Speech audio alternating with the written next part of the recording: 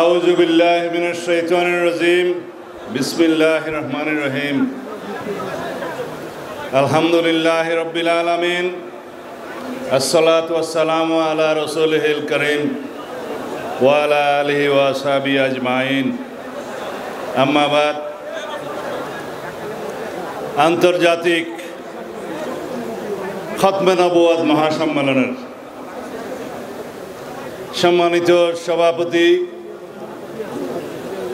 পীরে মধুপুর হযরত মাওলানা আব্দুল হামিদ সাহেব দামাত বারাকাতুহু, উপস্থিত প্রধান অতিথি বাংলাদেশের হেফাজতে ইসলামের সম্মানিত আমির, আমাদের সকলের মুরব্বী আল্লামা হযরত মহিবুল্লাহ বাবুনগরী দামাত বারাকাতুহু, হাজির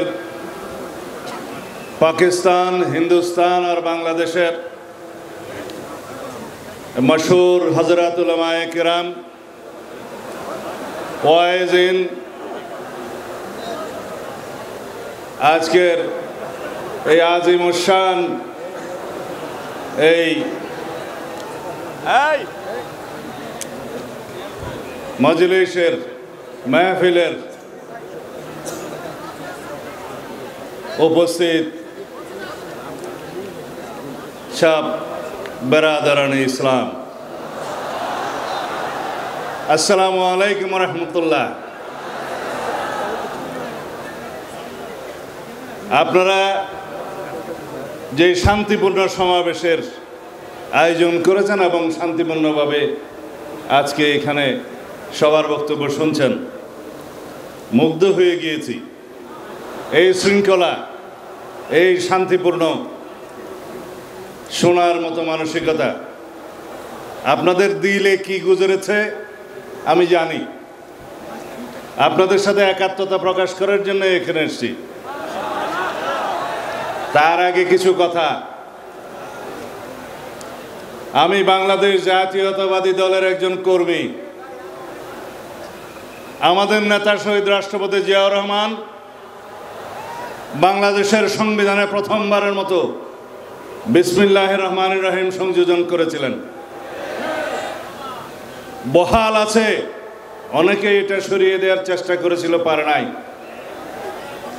কিন্তু যেটা বহাল নাই, রাষ্ট্র পরিচালনার মূলনীতি হিসাবে আমরা যেটা সংযোজন করেছিলাম, শহীদ রাষ্ট্রপতি জিয়াউর রহমান মহান আল্লাহর উপর আস্থা এবং বিশ্বাস সংবিধানের প্রস্তাবনায় ছিল এবং রাষ্ট্র পরিচালনার মূলনীতিতে ছিল।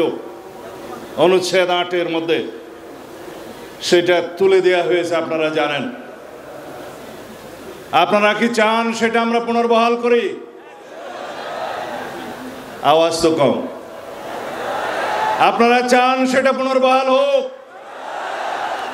ইনশাআল্লাহ সেটা আমরা পুনর্বহাল করব। আমাদের এখানে বিদেশি মেহমানরা যারা বলেছেন আল্লামা ইকবালের শের বলে গিয়েছেন। আমি তো আমাম। আপনারা শুনেছেন কোরআনের বাণী, ওমা আরসালনাকা ইল্লা রাহমাতুল লিল আলামিন। রাসূলুল্লাহ সাল্লাল্লাহু আলাইহি ওয়াসাল্লামকে সারা বিশ্ব ব্রহ্মাণ্ডের